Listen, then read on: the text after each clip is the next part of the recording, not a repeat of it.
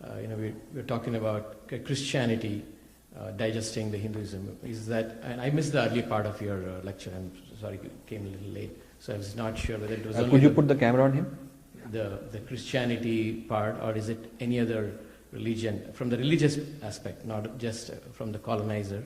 So that was the other question. The other question was what you talked about. One question at a time. Yeah. So second question I need to crystallize so I can answer it. So is Hinduism only being digested into Christianity or also into Islam? That's the question? That was the reason what I was, that was the one that I was asking about, this the word so translation. the answer to that is that a whole lot of Islamic, there's a whole lot of Islamization of Hinduism through Sufism that I have not written in this book because I'm focusing on the West.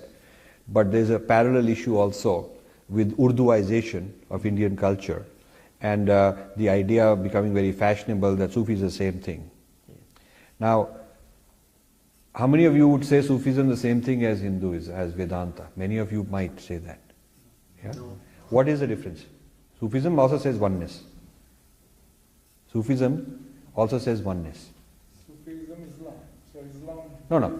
We're looking at the concept, not the brand name. We're not looking at the brand name. I'm saying the claim that I'm one with Allah, which the Sufi singer does. How is that different with Aham Brahmasmi as a claim?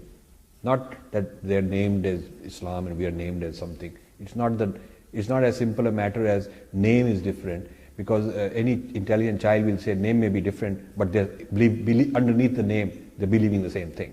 So my question to you is, how is the Sufi claim of oneness with Allah different? Atman? No, but how is it different from when the Sufi says I'm one with Allah? How is it different? The Quran doesn't say the standard book where the tenets are pronounced according to Islam. It doesn't say anywhere the Allah is I'm one with Allah. Very good point. So I had a debate with an Imam in Karachi many years ago. He had a website called askimam.com. You could ask him a question, he'd give an answer. He had a discussion group. So I put on a different ID, because I don't want a fatwa, and I signed up. And I asked him the question. He's a Sufi guy. So I asked him the question that when you saying you're one with Allah, one with God, and you're saying it's whatever the Hindus are offering, we also got it in Islam. That was their point. They wanted to digest Vedanta through Sufism into Islam. So I said, how does it reconcile with the Islamic injunction that it is blasphemy to call yourself one with Allah? Anyone who calls himself one with Allah is committing blasphemy, or to kill him. How do you reconcile that? First he tried to avoid the question. He keeps saying, brother, we are one, you got blood and I got blood. And he tried to talk like that. Most Hindus will get sucked into that. But I told him, no, I'm not worrying about all those things. I want to have a clear, straight answer. After a lot of back and forth, he said, when the Sufi mystic chants, singing, I am Allah, I'm one with Allah, it's an experiential feeling he's getting.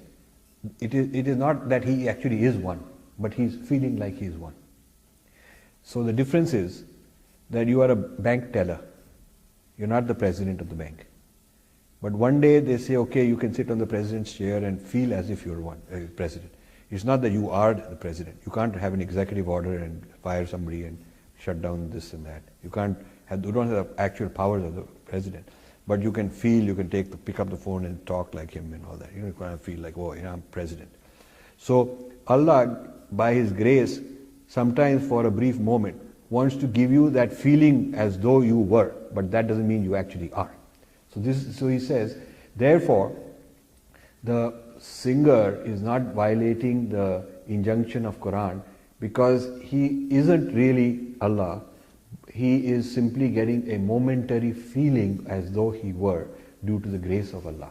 So this is how very cleverly you can say this oneness without violating that you are not one.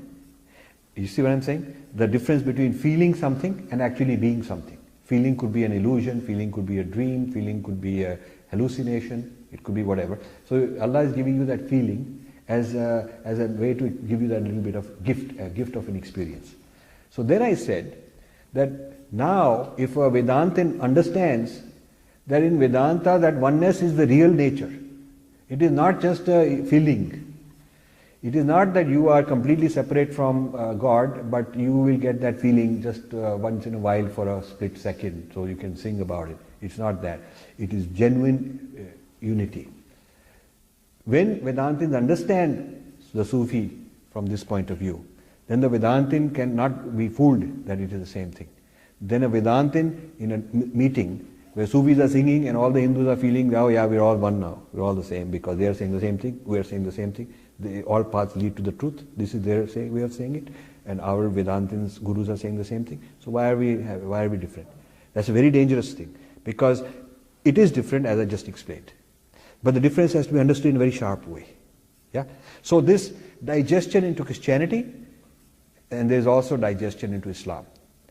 And I'm not telling you which is more dangerous. They're both very dangerous.